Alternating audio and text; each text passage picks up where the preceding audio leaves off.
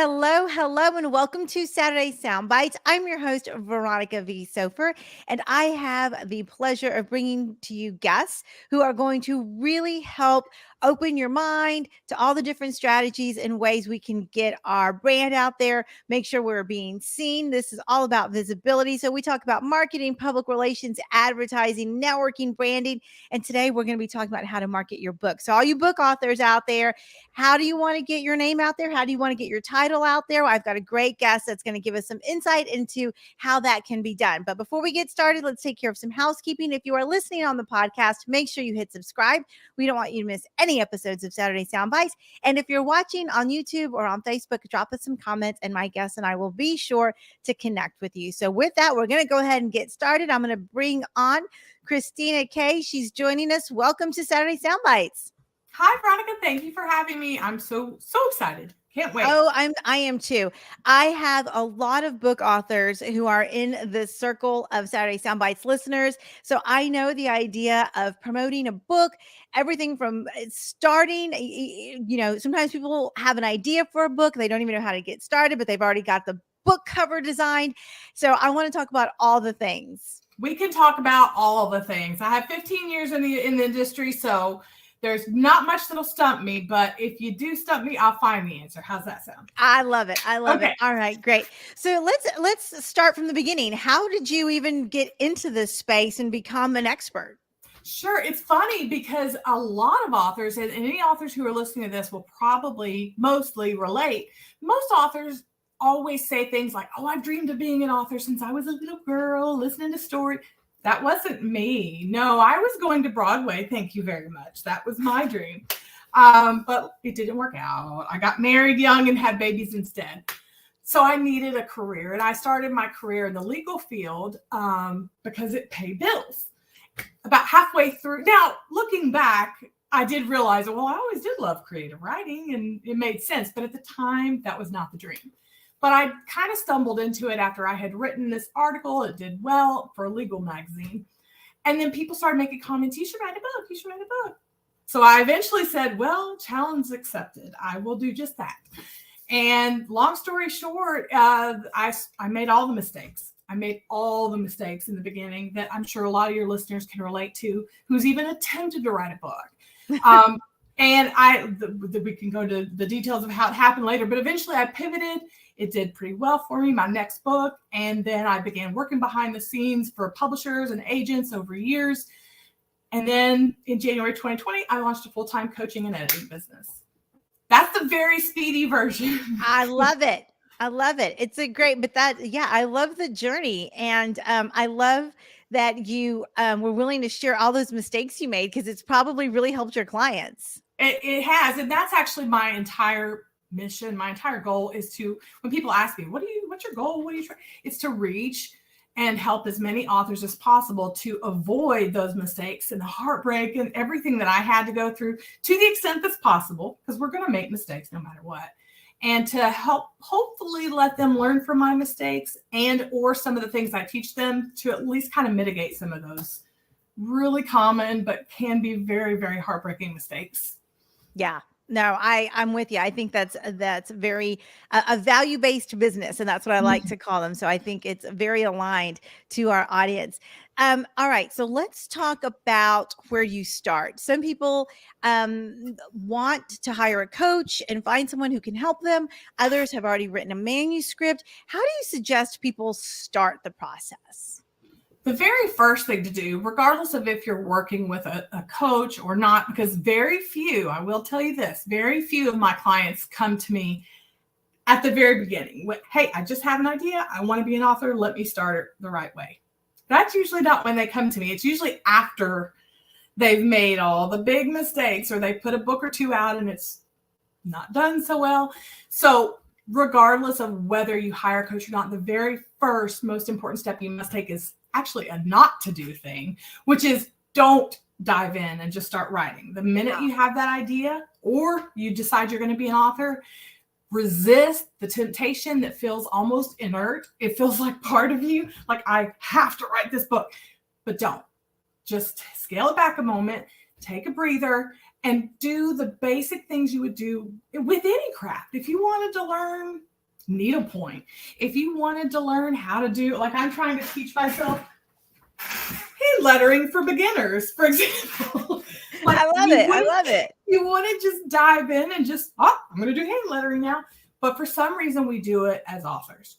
And my best advice is don't. Instead, take some time to devour as much as you can to learn about not just the craft of writing, like how to write a great sentence or scene, but how to tell stories. Mm-hmm. That's the biggest, most important first step.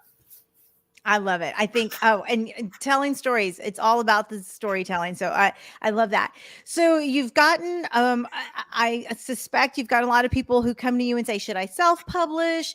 Should I go with a traditional publisher? How do you guide people through that middle process once the book has been conceived and at least put on paper? To be honest, most people, especially post-COVID, since self-publishing has really kind of come into its own and kind of dominated the industry lately, most people have kind of made their decision before they get to me that I definitely want to self-publish, or I definitely want to at least take a go at traditional publishing. So I don't usually have to have that much of a convincing conversation with them. But if they ask, I usually tell, maybe if an author's on the fence about, oh, what do I do? Do I self-publish? Or I'm going to tell you the honest truth, which is at this day and age, now is the time to self-publish. There's just so many benefits to self-publishing, especially now in 2023. But I never push or persuade anyone. I mean, it's their decision at the end of the day. It has to feel right to that author. And if what feels right to you is to make it go for traditional publishing, well, by all means. Yeah, absolutely. But if you ask me candidly for my opinion, I'm always going to say self-publishing. So. Yeah. No, there's a lot of pros and cons. And so I think both. Exactly. Yeah, absolutely. So I'm with you. I always lean more towards the self-publishing aspect of it. So as a marketer and as a visibility strategist, I usually come in at the very end. And today I really want to focus on the marketing perspective. So you've written a book, you've got it published, whether it's self-published or whether it's traditional. How do you help people get the word out about their book? I've seen lots of different strategies. I've implemented many of them myself with clients, but I want to hear from the expert. How do you do it? Okay. Well, the very first trick, I don't mind sharing at all, is don't wait till your book is published. That's the biggest, most important thing that authors get wrong is, and I get it, because again, it goes back to that whole eagerness, the excitement. We've got the book on our brain. We're ready to write.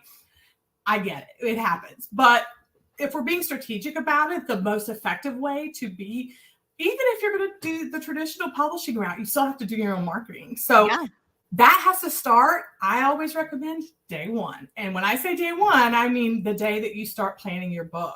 You should also start planning your marketing strategy. So that's what I teach. And I kind of have a unique approach to the way that I coach authors through the marketing. Not only do I teach it from day one, so we start writing the book and the marketing strategy day one. I also teach it from, how do I put this? So a lot of experts within the publishing industry, they kind of stay in this publishing bubble. Everything is looked at through the microscope of just the publishing world and what works for book marketing. But really, it should be treated the way you would treat any other business. Your marketing plan needs to be approached the same way if you were going to market, say, a cupcake shop. Or whatever. So, and you wouldn't wait until your cupcake shop opened on launch day to be like, okay, now I'm going to tell people about it. Yes. That's so true. It's too late at that point. So it has to start with day one. That's the biggest, very most important starting point. I think that's so true. And I like the idea of the analogy with the cupcake shop, because you've got to drive interest. You've got to have teasers. You've got to build your brand. You got to find a storefront. You got to all the different things. Yeah, all the different things. So what are some mistakes that you see people doing with their book marketing? Okay, first, obviously, waiting till it's publish day or after publish day. That's the biggest, but we beat that dead horse. So the next mistake that I see is not reaching out for help. I mean, it doesn't mean you have to hire a coach. Not necessarily. Not everybody's ready to do that. That's not everybody's path. But at least look for some guidance. Maybe hire a marketing person, just a marketing expert or consultant even. It doesn't have to be a book marketing consultant. In fact, I would recommend against it. I would recommend someone who looks at it from the outside perspective. But that's the next part, is get some kind of guidance, because you don't know what you don't know. True. So relying on Google to tell you how to market your books and how to build your marketing campaign is a big step. Yeah. Because you can look it up, but you're going to get 15 different answers. Right. You're going to get all these varying opinions, and it's going to add to the confusion and the chaos. Instead, that's why I do think going with a coach, whether it's me or anyone else qualified, is a really, really good idea, because you can narrow your focus and not be distracted by all the noise. So that's the next mistake, is just kind of trying to Google your way through your book marketing strategy. And then the third one, I would say, as far as mistakes that authors make when it comes to book marketing, is assuming that the buzzwords that we hear out there, like, oh, you need a newsletter, oh, you need a reader magnet, oh, you need a whatever, and that's all you need to do. And that's not. There's so many more steps that go into it. And you don't need to pay for paid ads. I believe in organic marketing. And I don't think any of my clients to date have paid for any ads. Not even the most successful of my clients have paid for any ads. So that's another little sub mistake, a little bonus mistake there, is paying for ads. Yeah. No, I think you're right, because I think we know that that influencer buying mentality, especially since COVID, has changed the way we select book titles. I mean, oftentimes I'll go into a Facebook group and I'll just say, hey, traveling for the next week and a half, looking for some good books to download. And I'll get 5 or 6. And I guarantee you those are the ones I'm going to select, and not ones that were put into my feed by sponsorship. That's true. And if you don't mind that you saying that, just made me think of probably what should have been up there in the top 3 mistakes, which is going into Facebook groups, or really any social media, and going straight into buy my book, buy books out, buy my book. That's never in the history of book marketing worked.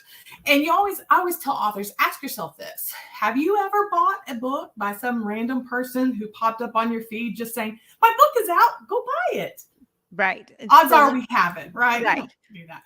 But like you said, if you get recommendations from even just your virtual friends, that is going to be way more likely to get you to buy that book than just some random promo that you posted in a Facebook group. That's not absolutely. No, that's so true. And I love the idea of connecting with book studies. That's any type of book group that you've got, that organic marketing really can make a difference. I mean, I've seen, my dad is a book author, and I actually helped him with one of his books. And one of the best weeks we had was when there was a couple of book studies going on locally, and all of a sudden his Amazon numbers just skyrocketed. And it's because everyone that they were connected to had really great things to say about it. It took us a few weeks to figure out why the increase was so drastic, but I was shocked, and I was like, okay, note to self, really encourage book clubs. And word of mouth is what that boils down to. Yep. It really is. I think what sets the book marketing apart from other, now I just said it's just like other markets, but in one way that it is different. And that is, word of mouth is, I would say, probably one of the most compelling factors for people who buy books by authors they've never heard of. Now, when we're talking Stephen King and Margaret Atwood, that's different. We're just going to buy Stephen King because he's Stephen King, right? Yeah. But for indie authors, especially, when there's so much competition and there's so many authors, I wouldn't say that the market is saturated, but I would say that it's full. It's a very full market. With that being the case, word of mouth is going to get you there 9 times out of 10. Yeah, for sure. No, I love that. I think that's great. All right. I know that we want to hit on a couple of other points. So throw down some gems for us. Christina, what do people need to know right now about getting their book out there and seen in the world? Okay. This is not going to be the most popular thing, but it's a fact. Let's hear it. Video marketing. And I know that it is not super popular, and I know why. Because as authors, we're almost innately very introverted. And for decades, if not centuries, we've been behind the screen, literally behind our computer screen, hiding, So the idea of suddenly having to become the face of our brand, as I always say, or face forward is foreign at the best, right? It's just a foreign concept. But it is 2023, and I've been saying this since early 2022.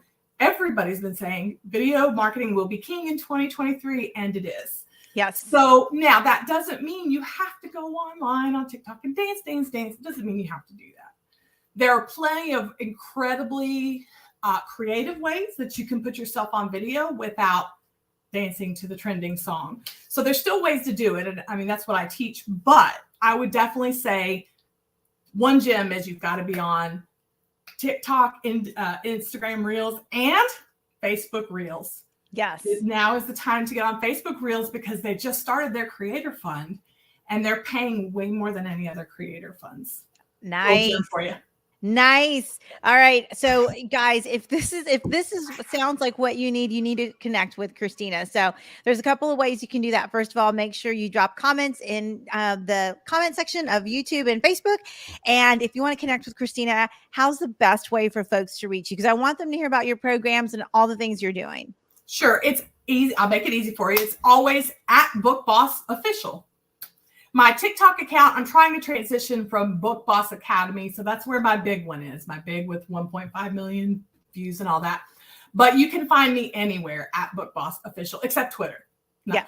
Not on Twitter. Okay, great. And yeah, no worries. And if you're listening to the podcast, we're going to drop all those links in the show notes so you can reach out to Christina. How do you work with people? If people are interested in learning more about getting coached by you, learning how to market their book by you, what are some ways that they can do that? Well, the biggest way right now, as of the time of this show, is through my one-on-one coaching. We are developing a group coaching program that should be out by summer. And then we've got some other great things coming out, some big launches over the next 2 months. It's going to be a big spring. But right now, the best way to do it is through one-on-one coaching. And the best way to find out about that is on my website, Book Boss Academy. Love it. Love it. Okay. Christina, thank you so much for dropping those great gems. I so appreciate your energy and your excitement for authors and for all the resources they need, because I think everyone's got a book inside them somewhere. They just need a little bit of help getting it out. Very true. I agree. Awesome. All right. Thank you for joining us on Saturday Soundbites. Sure. It's been a pleasure. All right, everybody. Make sure you connect with Christina Kaye. She is fabulous. Her resources are on point. She knows what's trending. So if you have a book out there that you're trying to put together and need some support, make sure you reach out to her. Or if you've written a book and you haven't started marketing, you're a little late, but we can probably catch you up. So let's make sure that we start right now. If you are listening on the podcast, make sure you hit subscribe. We don't want you to miss any episodes of Saturday Soundbites. And if you're watching on Facebook or YouTube, drop us some comments and we will be sure to connect with you. So we'll wrap up this episode by sending you lots of positive energy and light.